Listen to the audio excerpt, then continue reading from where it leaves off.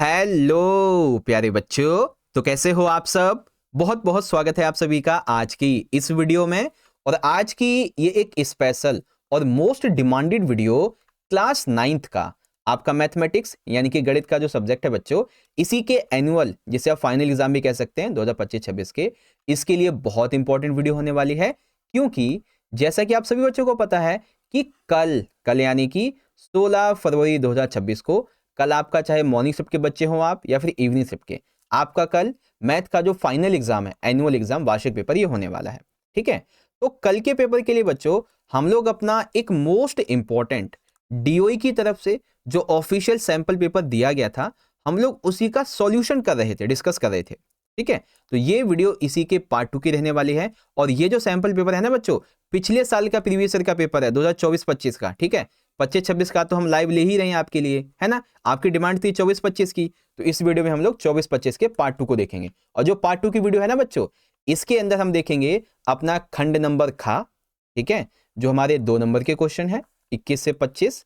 और देखेंगे हम खंड नंबर गा, जो हमारे 3 नंबर के क्वेश्चन है 26 से 31। बाकी फिर जो खंड घा बचेगा और ना बचेगा, इसके लिए अलग से पार्ट 3 का वीडियो हम बना देंगे। और पार्ट 3 का लिंक भी डिस्क्रिप्शन में और आपको यहाँ पे आई बटन में देखने को मिल जाएगा। सेम इसी तरीके से इंग्लिश मीडियम में सेक्शन ए हम पहले ही समझ चुके हैं, बी और सी अभी आपको मैं इस वीडियो में समझा दूंगा। बाकी डी और ई के लिए आपका पार्ट 3 बना दिया जाएगा, लिंक डिस्क्रिप्शन में। ओके बच्चों, तो तैयार हो आप लोग इस सैंपल पेपर के पार्ट नंबर 2 को समझने के लिए? रेडी हो बच्चों? और देखो ये पार्ट 2 जो है ना, ये आपके 2 नंबर के क्वेश्चन के लिए और 3 नंबर के क्वेश्चन के लिए काफी इंपॉर्टेंट है। क्योंकि भाई खुद डीओई ने अपने सैंपल पेपर में क्वेश्चन दे रखे हैं, तो नो डाउट ये क्वेश्चंस आपके लिए काफी इंपॉर्टेंट हैं, जिसके आपके एग्जाम में भी आने के चांसेस हैं। ठीक है ना। तो वीडियो को एंड तक देखिएगा। और जो भी क्वेश्चन आंसर आपको मैं समझाऊंगा, हिंदी मीडियम के साथ साथ इंग्लिश मीडियम के बच्चों के लिए भी वीडियो रहेगी। ओके, तो रेडी हो बच्चों, शुरुआत करें आज के पेपर के पार्ट 2 की। तो चलिए बच्चों, अब हम वीडियो शुरू करेंगे। देखो पिछली वीडियो में हमने अपना सेक्शन ए पूरा जो है वो कवर कर लिया था। देखो हर एक क्वेश्चन को मैंने बहुत अच्छे से स्टेप बाय स्टेप आपको सॉल्व करके बताया था कि हमारा जो क्वेश्चन है वो कैसे है और इसका आंसर हमारा सही कैसे, सारी की सारी चीजें। ठीक है। तो सेक्शन ए के हमारे ना 20 एमसीक्यू पूरे हो गए थे। ओके, ये 16, 17, 18, 19 और ये 20। अब देखो बच्चों, पिछली वीडियो में हमारे ये जितने भी क्वेश्चन आप देख रहे हो ना, ये डीओई का ऑफिशियल सैंपल पेपर है। ओके, ये देखो यहाँ जितने भी ये क्वेश्चन आपको दिख रहे हैं, सब के सब हम सॉल्व कर चुके हैं ऑलरेडी। ठीक है। तो इस वीडियो में शुरुआत करेंगे खंड बा यानी कि सेक्शन नंबर बी से। आप इंग्लिश में देख सकते हैं, ये रहा हमारा सेक्शन नंबर बी। और अब हम इसे सॉल्व करेंगे। ठीक है, चलो बच्चों शुरू करते हैं बिना देरी करते हुए। देखिए क्वेश्चन नंबर 21 हमसे क्या कहता है कि चित्र में पीओ क्यू एक रेखा है। ठीक है, हमारी ये जो है ना पीओ क्यू, ये एक हमारी रेखा है। ओ आर रेखा पी क्यू पर लंबवत है, यानी कि ये जो है ना हमारी ओ आर रेखा, ये इस पे लंबवत है, जो कि 90 डिग्री का कोण बनाती है। ओ एस किरण ओपी और ओ आर के बीच स्थित एक और विकर्ण है। यानी कि देखो जो हमारी ये ओ एस है ना, ये वाली, ठीक है, ये किसके किसी बीच स्थित है? ओ आर और ओपी के बीच में स्थित है। ये क्या है? ये विकर्ण है। ओके, तो अब हमें ये सिद्ध करना है कि कोण आर ओ एस, यानी कि हमारा जो ये ना ये वाला आर ओ एस, ये ठीक है, 1/2, ठीक है, क्यू ओ एस, ठीक है, इस तरीके से क्यू ओ एस और माइनस में पी ओ एस, ठीक है, पी ओ एस, ये होगा। ये सिद्ध हमें करना है बच्चों कि ये कैसे है। ठीक है, तो चलो बच्चों सॉल्व करेंगे एकदम स्टेप बाय स्टेप। देखो बच्चों सबसे पहले हमें जो आंसर दिया गया, क्वेश्चन दिया गया, उसको समझते हैं। हमें पी ओ क्यू दिया गया जो कि एक सीधी रेखा है, यानी कि पी ओ क्यू हमारा कोण कितना होगा? 180 डिग्री। ठीक है, अब ओ आर जो कि पी क्यू जो है इस पे लंबवत है, यानी कि हमारा जो कोण होगा क्यू ओ आर, ये 90 डिग्री का होगा। आपको समझाता हूं, देखो ये जो है ना हमारा, इसको मैं एक बार मिटा दूं, ये जो है ना ओ आर, ये लंबवत है पी क्यू पे, तो इसीलिए ये जो बनेगा ना हमारा कोण क्यू ओ आर, ये 90 डिग्री का बनेगा। कितने का? 90 डिग्री का बनेगा ये कोण हमारा। ठीक है, तो ये 90 डिग्री का हो गया। अब ओ एस ओपी और ओ आर के बीच स्थित है। ठीक है, तो ये आप देख रहे हैं ना ओ एस, ये वाली, ये किस पे स्थित है? ओ आर और ओपी के बीच। तो चलो अब सिद्ध करते हैं इसको। हम जानते हैं कि कोण Q O S equal to कोण क्यू ओ आर प्लस में कोण आर ओ एस है। ठीक है, तो हम पी ओ एस को इधर ले आएंगे, POS के बराबर क्या हो जाएगा, POR प्लस में कोण ROS। अब ध्यान से देखो, कोण हमारा QOR कितना है, 90 डिग्री है। POR कितना है, ये भी 90 डिग्री है, क्योंकि OR पे ये लंबवत है इसलिए, है ना। अब इन दोनों समीकरण को हम घटाएंगे, ठीक है, हमारे दोनों समीकरण को हम घटाएंगे, ये वाला भी समीकरण और ये वाला भी। तो QOS माइनस में POS, तो QOS क्या है हमारा, QOR प्लस में ROS माइनस करेंगे POS, यानी कि POR प्लस में QRS। तो कितना निकलेगा, हमें ये दिया गया है, ROS तो दे दिया गया है ना 90 डिग्री, और यहाँ पे देखेंगे, एक सेकेंड, नहीं, यहाँ पे ना ये है बच्चों, एक सेकेंड देखो, QOR प्लस में ROS, तो QOR 90 डिग्री, ROS तो ROS और QOR हमारा ये हो जाएगा इस तरीके से, POR बेसिकली, तो क्या हो जाएगा 2 कोण ROS, ये और ये क्या हो जाएंगे 2 कोण ROS, 90 प्लस माइनस हो जाएगा इस तरीके से, है ना, ब्रैकेट खुलेगा तो ये प्लस में आ जाएगा ना, इसीलिए। फिर कोण ROS 1/2 हो जाएगा QOS इस तरीके से। तो अतः अब हमने यहाँ पे सिद्ध कर दिया है कि ROS 1/2 QOS माइनस में POS है, ठीक है। सेम ही क्वेश्चन बच्चों इंग्लिश मीडियम में आपसे इस तरीके से पूछा जाएगा कि in figure POQ is a line, रे OR is perpendicular to line PQ, OS is another ray laying between rays OP and OR, prove that ROS is equal to 1/2 QOS minus में POS। तो बच्चों इसे हमें करना है अच्छे से, तो देखो ये रहा, हमने इसको अच्छे से सॉल्व कर दिया है ना, कैसे हमारा आंसर आया, क्या हमें गिवन है, स्टेप 2 हमें जो यूजिंग एंगल प्रॉपर्टीज है उसको कैसे करना है, सारी चीजें लिखी हुई हैं। ओके बच्चों, चलो अब देखेंगे अपने क्वेश्चन नंबर 22 को। बच्चों जब भी ऐसा प्रश्न आ जाए ना, तो समझ लेना ये क्वेश्चन आपके लिए बिल्कुल ऐसे समझ लो कि हलवा होने वाला है। मैं आपको अच्छी चीज बताऊंगा, ध्यान से देखो। एक चतुर्भुज के कोणों का अनुपात है 3 4 5 6। एक चतुर्भुज है जिसके कोण का अनुपात है 3 4 5 6। तो इसके सभी कोण निकालिए। देखिए दिक्कत तब होती है जब 3 कोण दिए हो और चौथा निकालने की बात कहे। अब यहाँ पे क्या है कि चारों कोण दिए हुए अनुपात में, तो इसे अब हमें डिग्री में निकालना है, कोण में निकालना है। तो चलो निकालेंगे बच्चों अच्छे से। देखिए सबसे पहले हमें ये पता है कि चतुर्भुज के चारों कोणों का योग कितना होता है, 360 डिग्री होता है, ठीक है। अब अनुपात के अनुसार हम कोण को लिखेंगे 3 4 5 6। तो हम मान लेते हैं कि कोण है हमारे 3x 4x 5x और 6x, है ना, इस तरीके से। अब हम बनाएंगे बच्चों अपना समीकरण, ठीक है। समीकरण बनाएंगे तो 3x प्लस में 4x प्लस 5x प्लस में 6x, है ना, इज इक्वल टू कितना होगा चतुर्भुज का पूरा कोण 360। अब इन सभी को हम प्लस कर देंगे तो कितना हो जाएगा 18x, और ये कितना हो जाएगा 360। अब देखो जब ये इस साइड जाएगा, है ना, 18 इस साइड जाएगा तो ये आ जाएगा अपॉन में इस तरीके से 360 अपॉन में 18। तो ये से कट जाएगा, 18 दूनी 36 और 0 आ जाएगा, यानी कि x इक्वल टू 20 डिग्री निकलेगा। अब जो हमारी ये जितनी भी हमारे अनुपात में दे रखे थे, बस अब हम यहाँ पे 20 रखते जाएंगे, ठीक है। जैसे कि 3x था हमारा तो 3 × 20 हो गया, यानी कि जो 3 अनुपात वाला हमारा था ना वो निकला 60 डिग्री। दूसरा कोण था 4x, तो इसको 20 से मल्टीप्लाई करेंगे तो ये निकला हमारा 80 डिग्री। और 5x था हमारा, तो इसको भी 20 से मल्टीप्लाई करेंगे तो ये निकला 100 डिग्री। और 6 को हम मल्टीप्लाई करेंगे 20 से, जो कि हमारा चौथा कोण है, तो ये 120 डिग्री निकलेगा। अब ध्यान से सुनो, जब आप ये निकाल दो ना तो एक बार क्या करना, आप इन सभी को प्लस जरूर कर लेना, और प्लस करने के बाद में ये देखना कि ये 360 निकलता है या नहीं। अगर 360 नहीं निकला, किताब आपको आंसर शीट में नहीं लिखना है, मन ही मन इसको ना दिमाग में सोचना है कि 360 है या नहीं। अगर 360 नहीं आता है तो समझ लो आपने कहीं ना कहीं गलती की है, 360 आ गया है तो आपका आंसर सही है, ठीक है। इस तरीके से हमारे चारों कोणों का योग कितना होगा 60 80 100 और 120। इसे हम जोड़ेंगे तो 120 और 80 कितना हो गया 200, 200 और 100 300, और 300 और 60 360 हो गया, है ना। इस तरीके से बच्चों, तो ऐसे करके आप आंसर को ना एक बार चेक भी कर लेना अच्छे से, ताकि कहीं कोई जो है ना गड़बड़ी ना हो जाए। ओके चलिए, सेम ही क्वेश्चन इंग्लिश मीडियम में। The angles of a quadrilateral are in the ratio 3 4 5 6, find all angles of the quadrilateral. तो बच्चों क्या रहेगा हमारा क्वेश्चन, देख सकते हैं। हमारा सम क्या होता है हर एक एंगल का 360 होता है। इसको हम x की वैल्यू दे देंगे बच्चों, है ना। अब इक्वेशन के हिसाब से अब हम इसे प्लस करेंगे हर एक चीज को, तो 360 हमारा टोटल होता है, तो डिवाइड कर देंगे x इक्वल टू 20 आ जाएगा, ठीक है, अब बस x की वैल्यू हर एक में पुट करते जाएंगे। 3 में पुट करेंगे तो 60 आएगा, 4 में पुट करेंगे तो 80 आएगा, 5 में 100, 6 में 120। तो इस तरीके से आपका जो आंसर है फाइनली 60, 80, 100, 120 निकल आएगा। ओके बच्चों, चलो अब हम देखते हैं अपने अगले क्वेश्चन को। ठीक है, क्वेश्चन नंबर है हमारा यहाँ पे, एक सेकेंड, 22 का अथवा वाला कहाँ गया? अच्छा अभी आगे होगा, चलिए ठीक है। अभी हम इसको देखते हैं, जो हमारा क्वेश्चन नंबर 23 है, इसको देखते हैं एक बार। देखो समीकरण हमें दिया गया है x माइनस में 10 इज इक्वल टू 15, इसे हमें हल करना है। बताइए कि आप यहाँ पे किस अभिगृहित का उपयोग करते हैं। पहले इसे सॉल्व कीजिए, फिर बताइए आप यहाँ पे कौन से अभिगृहित का उपयोग करते हैं। ठीक है, solve the equation x minus 10 15 state which axiom you use hair. तो चलो बच्चों सॉल्व करते हैं। सबसे पहले देखो क्वेश्चन हमारा ये रहा, सॉल्व करते हैं। तो हमें क्या समीकरण दिया गया है, x माइनस में 10 इक्वल टू 15 दिया गया है।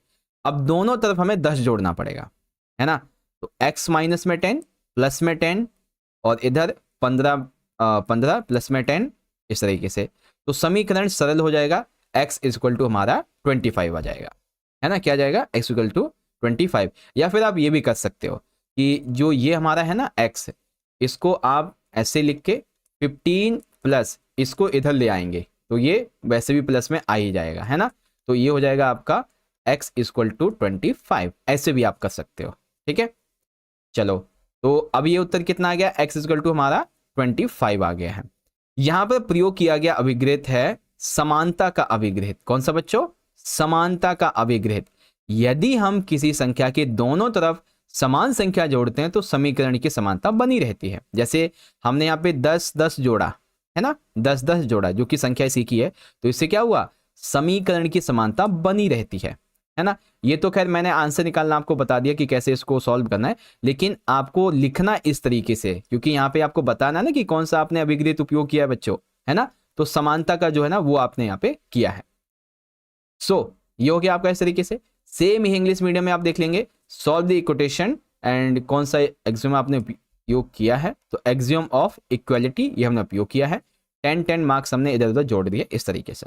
ओके, चलो अब इसी में हमारा जो है ना 23 का अथवा वाला, ठीक है, इसमें शायद 24 का अथवा आ गया चलो कोई नहीं, हमें क्वेश्चन से मतलब है, क्वेश्चन नंबर से नहीं। यूक्लिड की तीसरी अवधारणा लिखिए। ठीक है, यूक्लिड की जो हमारी तीसरी अवधारणा है, थर्ड जो पोस्टुलेट है, ये हमें यहाँ पे लिखना है। तो चलो देखो क्या है, बहुत ही सिंपल सा है। यूक्लिड की तीसरी अवधारणा, किसी भी केंद्र और किसी भी त्रिज्या के साथ एक वृत्त बनाया जा सकता है। यह है इसकी तीसरी अवधारणा, किसी भी केंद्र और किसी भी त्रिज्या के साथ एक वृत्त को बनाया जा सकता है। सरल भाषा में, यदि हमारे पास कोई केंद्र कोई त्रिज्या हो तो हम एक वृत्त बना सकते हैं। इसका प्रयोग ज्यामिति में कई स्थानों पर किया जाता है।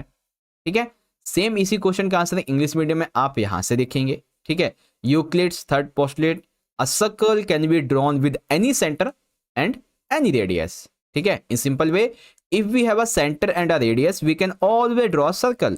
This postulate is widely used in geometry. इस तरीके से करेंगे। ठीक है, तो अब देखते हैं बच्चों क्वेश्चन नंबर 24 को।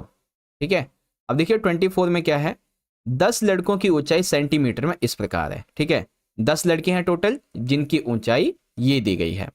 निम्नलिखित वर्ग अंतराल का उपयोग करके बारंबारता वितरण तालिका बनाइए। तो हमें क्या करना है बच्चों, बारंबारता जो वितरण तालिका है ये तैयार करनी है। तो चलो भाई बनाते हैं तालिका।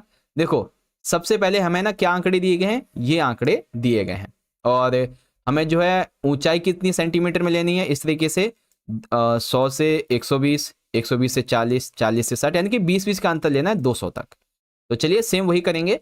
तो पहले हमने लिख दी है अपनी ऊंचाई 100 से 120, 120 से 40, 40 से 60, 60 से 80, 80 से 200। अब हम इसमें देखेंगे कि 110 से मतलब 100 से लेके 120 में कितनी संख्याएं हैं, तो सिर्फ एक ये रही बच्चों यहाँ पे हमारी ये वाली। तो यहाँ पे हम लिखेंगे इस तरीके से एक।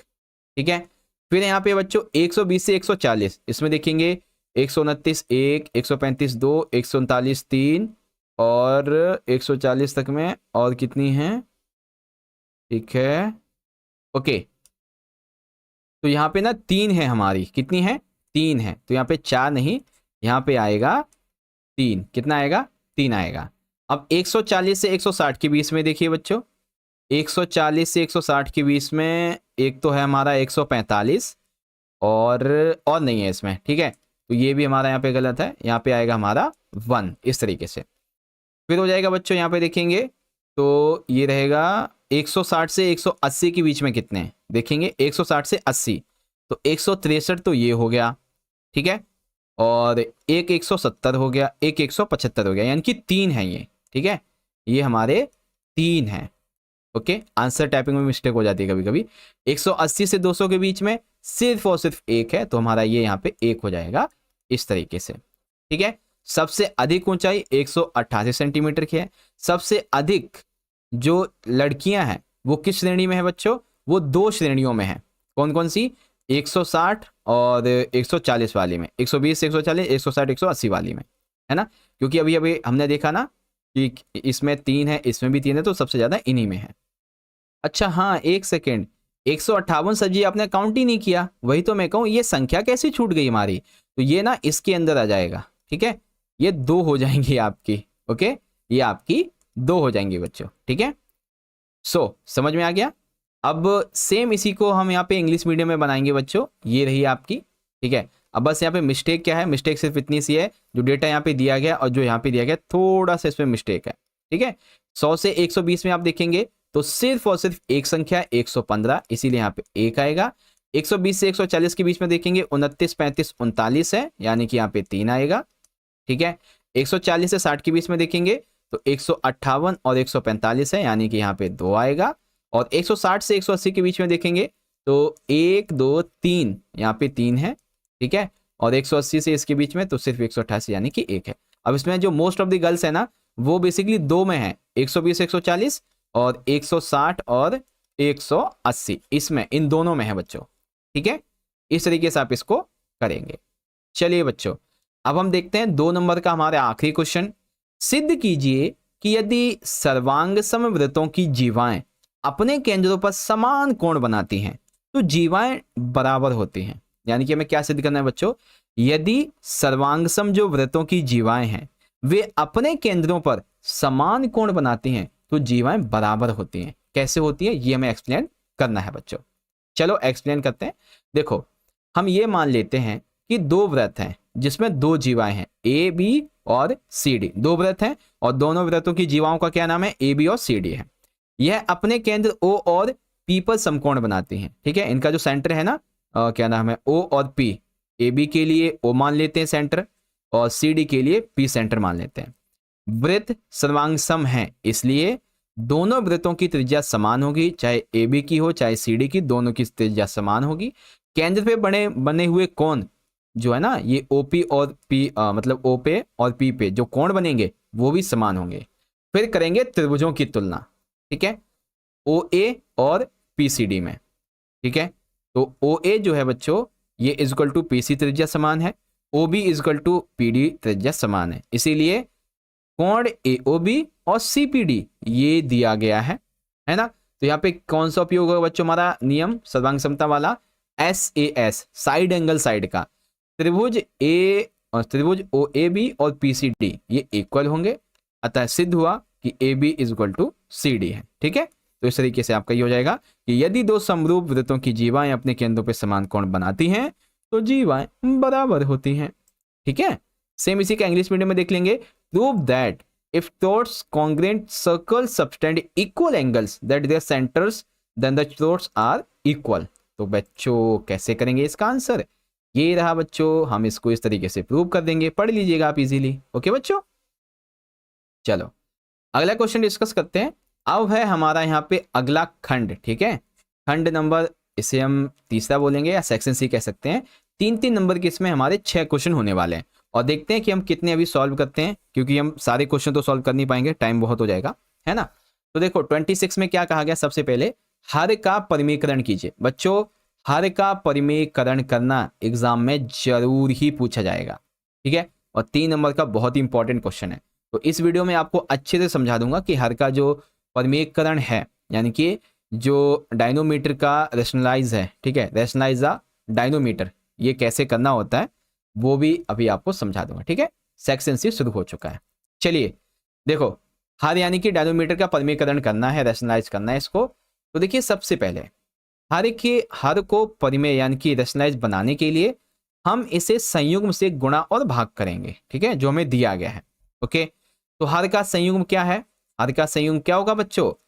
इस तरीके से हमें क्या दिया गया है, 3 माइनस में फिर ब्रैकेट में √3 प्लस में 2 दिया हुआ है, ठीक है। अब हम इसको कैसे लिख सकते हैं? इसका जो संयुग्म है उसको लिखेंगे 3 माइनस में 3 माइनस में √2, है ना, क्योंकि जब ब्रैकेट ओपन होगा ना तो ऐसे लिखा जाएगा। भिन्न को संयुग्म से गुणा और भाग करें, ठीक है। जो अब हमारी ये भिन्न निकली है ना, ये वाली, है ना, इसको क्या करेंगे, अब हम गुणा कर देंगे जो हमारा ये दिया गया था। तो बच्चों 1 में 3 प्लस में √3 प्लस में 2, अब हो जाएगी इसकी मल्टीप्लाई किससे? इससे, ठीक है। 3 माइनस में √3 और -2 और 3 माइनस में √3 माइनस में √2। अब होगा हर का डायनोमीटर का हल, ठीक है। कैसे? जो हमें दिया गया है एक तो वो, और जो हमारा ये है एक ये आ गया। अब हम इसकी मल्टीप्लाई करेंगे, ठीक है, क्योंकि मल्टीप्लाई करना है ना, तो इसकी से मल्टीप्लाई होगी तो क्या आ जाएगा, ये स्क्वायर में आ जाएगा, ठीक है। √3 की प्लस माइनस इससे मल्टीप्लाई होगी, अभी नहीं करेंगे, अभी इसको ऐसे ही बना रहने देते हैं, इसको स्क्वायर में लिख देते हैं, ठीक है। ये चीज और ये चीज इसको लिख देते हैं स्क्वायर में, माइनस डाल के, प्लस माइनस माइनस हो गया, ठीक है। ठीक है, स्क्वायर 9 हो गया, माइनस का साइन माइनस में ही। अब देखो ये स्क्वायर में है ना हमारा, तो पहले स्क्वायर हटाएंगे, तो 3 प्लस में 2 प्लस में क्या हो जाएगा, 2√6 हो जाएगा, क्योंकि √3 का स्क्वायर तो 3 आ गया, √2 का भी आ गया। अब स्क्वायर को हटाएंगे तो ये 2 भी जैसे नहीं हो जाता है वैसा रहेगा। तो 9 माइनस में 5, ये ब्रैकेट वाला जो है ना प्लस माइनस करके ये आ जाएगा, और माइनस में √2 6, तो 4 माइनस में √2 6 हमारा यहाँ पे आ गया। अब अंश का हल क्या निकला हमारा? अंश का हल निकला हमारा 3 माइनस में √2 माइनस में 2, तो यहाँ पे इस तरीके से ये हमारा अंतिम उत्तर बनेगा 3 माइनस में √2 माइनस √2 3, एक सेकेंड, 3 माइनस में √3 माइनस में 2, इस तरीके से हमारा 4 माइनस में √2 6 आ जाएगा। इस तरीके से हर का यहाँ पे परिमेयकरण पूरा हो गया, ठीक है। एक एक स्टेप को बड़े ध्यान से समझिएगा, क्योंकि ये ऐसा क्वेश्चन एग्जाम में जरूर आता है, ठीक है। तो यहाँ पे क्या करना है, हमें रैशनलाइज करना था डायनोमीटर को, तो हमने किस तरीके से रैशनलाइज किया है बच्चों, आप यहाँ से पढ़ सकते हैं, सारी चीजें इजीली लिखी हुई हैं। ओके, चलिए तो अब देखते हैं क्वेश्चन नंबर 27 को। अब 27 में देखिए क्या कहा गया है, दिए गए चित्र में OP = ML है, यानी कि समांतर है, ठीक है। क्या है बच्चों? ओ नहीं, Q है सर, हाँ हाँ बिल्कुल बिल्कुल बिल्कुल। जो हमारी ये संख्या है, मतलब ये लाइन है OP, ठीक है, और ये है ML, ये हम समानांतर हैं। तो इसमें x का मान क्या होगा ये निकालिए। इसमें आप देखेंगे तो देखो, एक तो यहाँ पे LBM यहाँ पे 10 डिग्री दिया गया है, ठीक है। PAQ इस पे भी 10 डिग्री दिया गया है, और ABP इस पे भी 35 डिग्री दिया गया है। तो आखिर ये जो है हमारा ABM या फिर MAB जो भी कहो, ये जो C है हमारा C, मतलब ये X, इसका मान क्या होगा ये निकालना है। काफी डिफिकल्ट है ना, चलो इसको सॉल्व करते हैं बड़ी ही ईजी तरीके से। हम चित्र के हिसाब से चलेंगे। चित्र में हमें क्या क्या दिया गया बच्चों? M दिया गया 10 डिग्री, A दिया गया 35 और P दिया गया है 15। क्योंकि हमें पता है QP और ML समानांतर हैं, है ना, तो इसीलिए यहाँ पे जो कोण P होगा, ये वाला कोण P, ये BMA 15 होगा। यानी कि जो हमारा P है ना, अभी अभी हमने जस्ट देखा, ठीक है, कि हमारा P कितना है बच्चों? 15 है ना, तो इसीलिए जो BMA है ये 15 होगा, ठीक है। BMA ये जो है ना, ये कितना होगा? 15 होगा हमारा, ठीक है। कितना होगा? 15। अब त्रिभुज में BMA में देखा जाए तो x प्लस में 10 और प्लस में 35 प्लस में 15 इक्वल टू कितना है? टोटल कितना होता है त्रिभुज का? 180, ठीक है। तीनों कोणों का योग कितना होगा? 180 डिग्री। तो अब हम जोड़ देंगे, इन सभी को हमने जोड़ दिया तो कितना आ गया? x प्लस में 60 इक्वल टू 180। तो अब ये इधर चला जाएगा माइनस में, है ना, तो x बराबर कितना हो गया? 60 हो गया। तो x इक्वल टू, मतलब ये माइनस में हुआ ना अभी, 180 माइनस में 6, तो ये कितना निकला? 120 डिग्री। तो x की वैल्यू जो अभी अभी हमने पढ़ी, ठीक है, ये वाली कितनी निकली?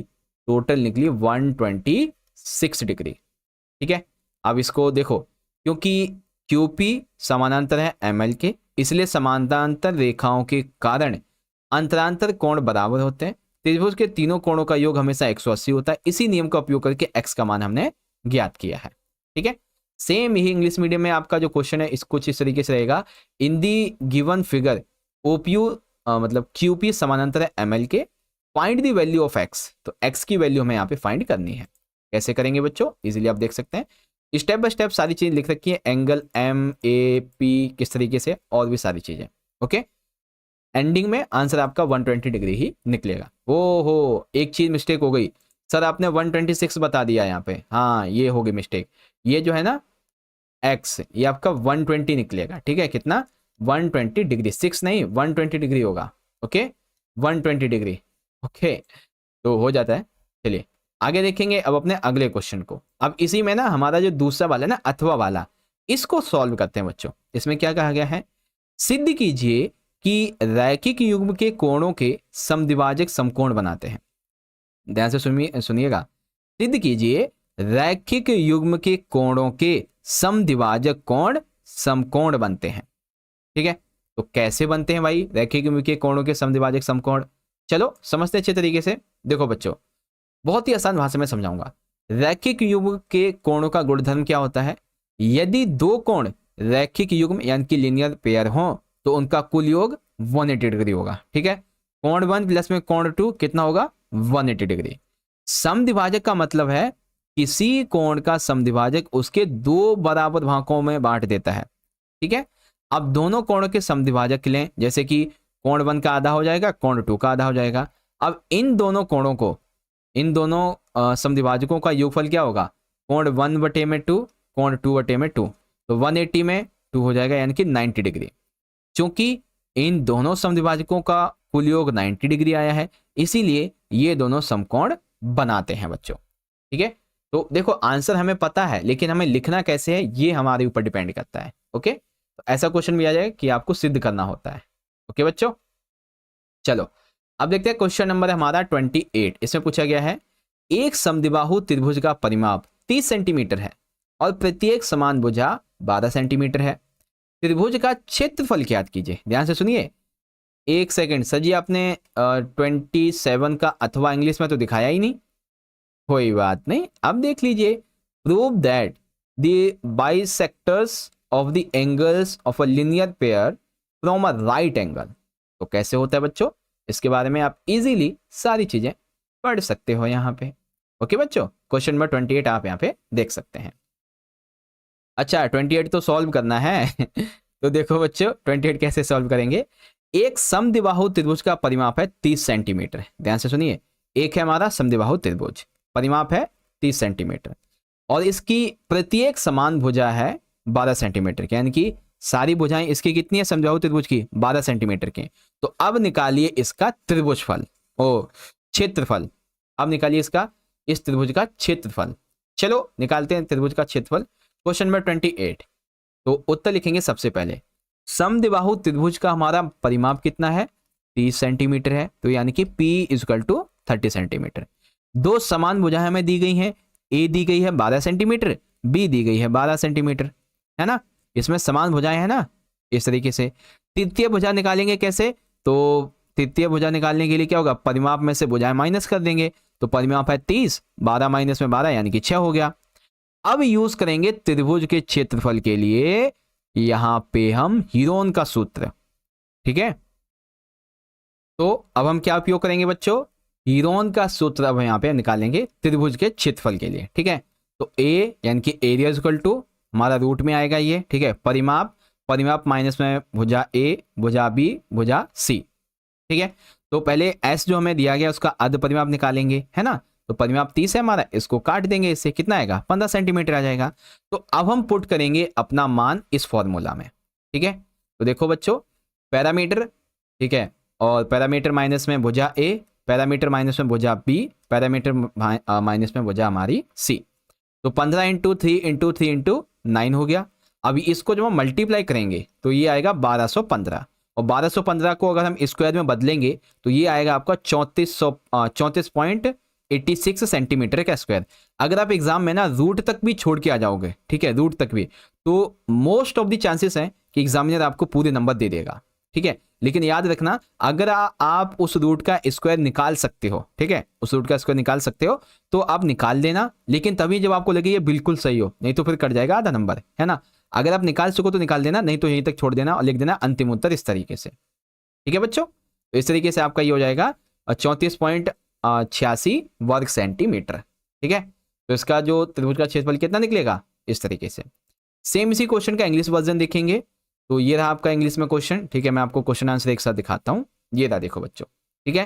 तो पैरामीटर दिया गया है 30, तो पहले हम साइड्स निकालेंगे। थर्ड साइड के लिए हम अपनी साइड जो पैरामीटर में से दोनों साइड को माइनस कर देंगे तो 6 आ जाएगा, ठीक है। और हीरोन का फॉर्मूला उपयोग करेंगे, तो पहले तो हम अपना जो सेमी पैरामीटर है वो निकालेंगे, ये 15 सेंटीमीटर आ जाएगा आपका। फिर हम वैल्यू को पुट करेंगे इस तरीके से, तो बस हमारा आंसर इस तरीके से निकल आएगा 34.86 सेंटीमीटर का स्क्वायर।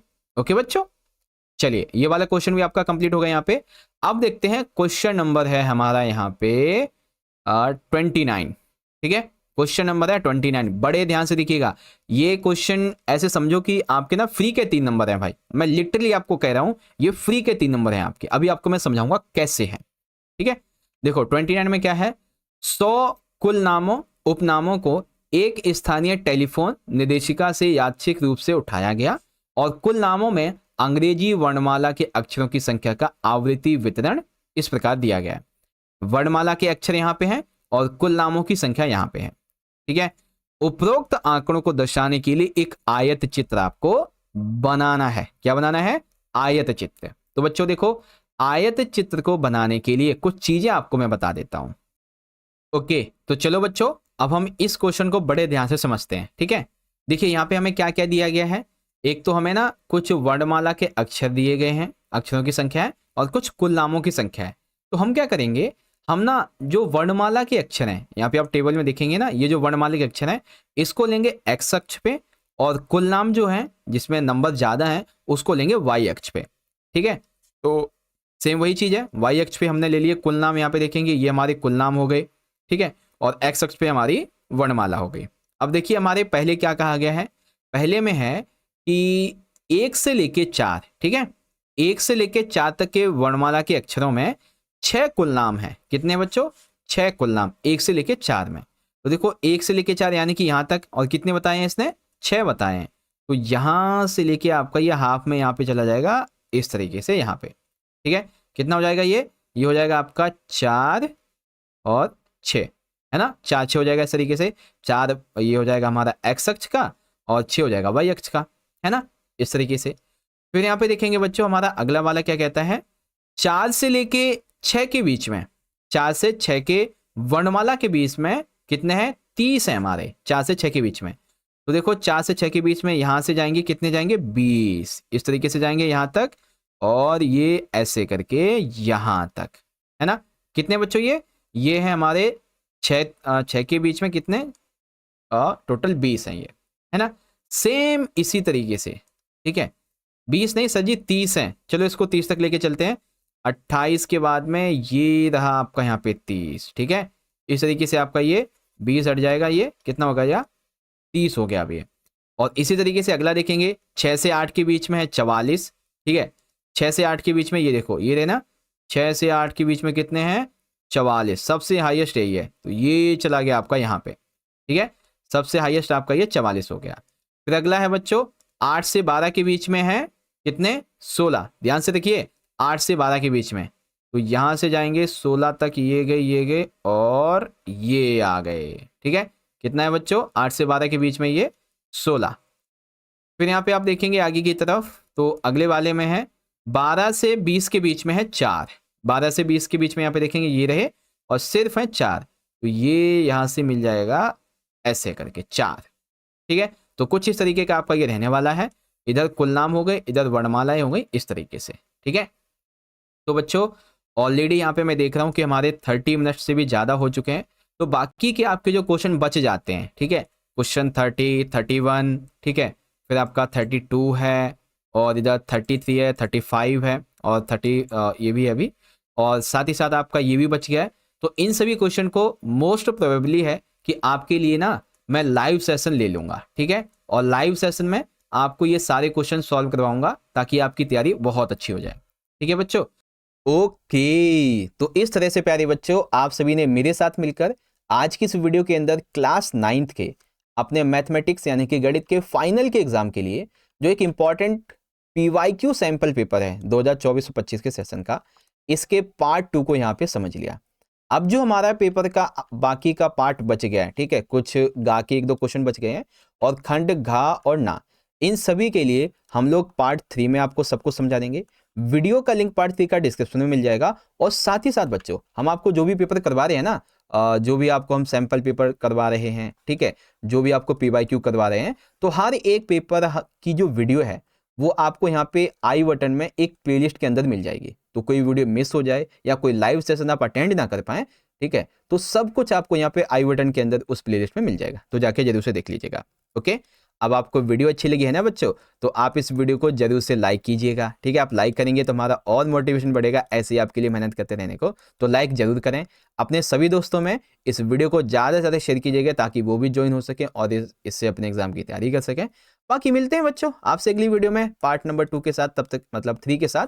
तब तक के लिए आप लोग पढ़ते रहिए, ख्याल रखिएगा अपना। बहुत बहुत धन्यवाद। जय हिंद, जय भारत, वंदे मातरम।